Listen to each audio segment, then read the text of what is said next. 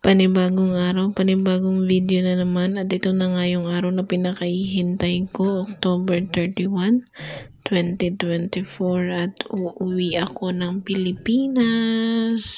Maaga pala kami umalis dyan sa bahay papunta ng airport kasi alas 6 ng umaga ang flight ko. Papunta ng Oman, then from Oman going to Philippines kasi meron akong layover sa Oman. Mga ilang minuto lang nakarating na agad tayo ng Terminal 1. Napaka-smooth ng biyahe kasi syempre madaling araw yan, walang traffic.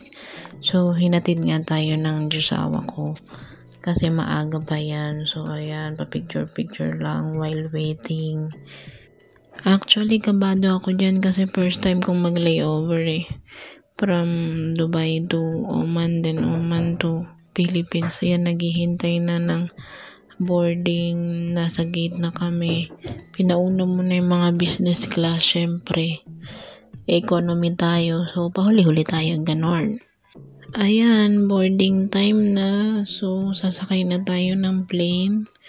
So, ito yung first time kong sasakay ng Oman Air. Pero nakikita ko naman sa review na maganda naman yung review nila eh. So, ayan na nga. Madilim pa sa labas kahit na alas 6 na ng umaga. Yan, nagpe-prepare na para umalis. Maandar na yung eroplano. Pero parang pag tinignan mo sa labas, parang sunset eh, no? Imbes na sunrise. Ganyan din yung kulay. Kumbaga. Ready for take off na tayo. Ayan. So, mga isang oras lang ata yung yung from Dubai to Oman. After 1 hour yun, makakarating lang tayo ng Oman. Din sa Oman naman, magli-layover lang tayo ng 1.5 oras. Tapos pupunta na tayo ng Pilipinas. Pero alam mo, iniisip ko nga dyan, kung sino kayang susundo sa akin sa airport. Kasi yung kapatid ko lang yung nakakaalam eh. Yung mama ko, hindi alam na uwi ako. Yung iba kong pamilya, hindi alam na uwi ako. Yan pala yung unang pagkain na binigay ng breakfast. Binigyan nila kami ng breakfast while papunta ng Oman. Isang pagkain one food daw galing sa kanila. Yan, nakalapag na tayo ng Oman Airport. Hinahanap na natin yung gate natin papunta ng Pilipinas. Grabe yung mga kabayan na yan, yung mga makakasabay ko na yan. Mga galing din pala yan sa iba-ibang lugar. Kumbaga sa Kuwait ba yun? Sa anong lugar ba yun si ate? Yung si ate yung nakatabi ko. Sabi niya 2 hours or 3 hours din yung niya, tapos nag-layover siya ng Oman. Yun, parang ako lang ata yung galing Dubai. O siguro meron naman. Ayan, pagsakay namin merong pa-headset, may pa-unan, may pa-blanket din sila.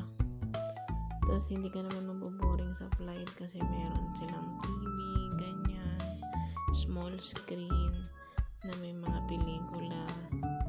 Mamimili ka na lang kung ano yung papanoorin mo. Scroll lang, tingin-tingin ka lang dyan, pili-pili ka lang kung ano yung bed mong panoorin ba. Kasi ako palipat-lipat ako ng papanoorin kasi hindi rin ako nakatulong yan. Alam mo yung kinakabahan na masaya, yun. Ayan naman yung pangalawang pagkain na binigay nila nung lunch, chicken, parang chicken biryani siya pero masarap naman siya. Tapos may buns, tinapay. Humingi nga ako ng kape kasi hindi ako nakapagkape. Pag ako pa naman hindi nagkakape na ako. Tapos ayan yung pagkain ulit nila, pangatlong pagkain.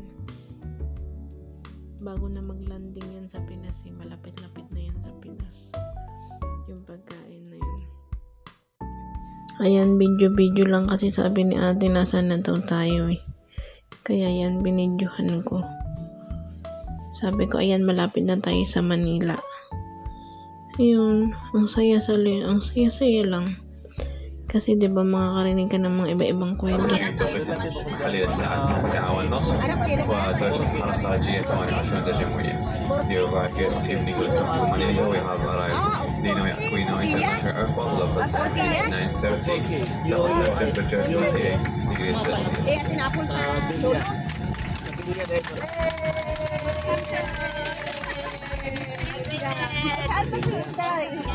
So, ayun na nga, nakarating na tayo ng Pilipinas kung mahal. Charing, kung narinig nyo kanina doon sa aeroplano nung announce nung piloto na nasa Pilipinas na nagpalakpakan yung mga kabayan. Syempre, masaya sila. Syempre, ako din kasama na rin ako doon.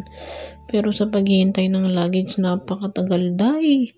Ayan, binidyohan ko na nga yung luggage ko. Ayan, yung luggage na yan, yung hiniram ko sa kaibigan ko. Shoutout pala sa kaibigan kong si Mayo. Charing.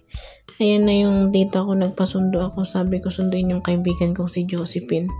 Tawa siya ng tawa. Si Josephine, tawa ko pala si Josephine.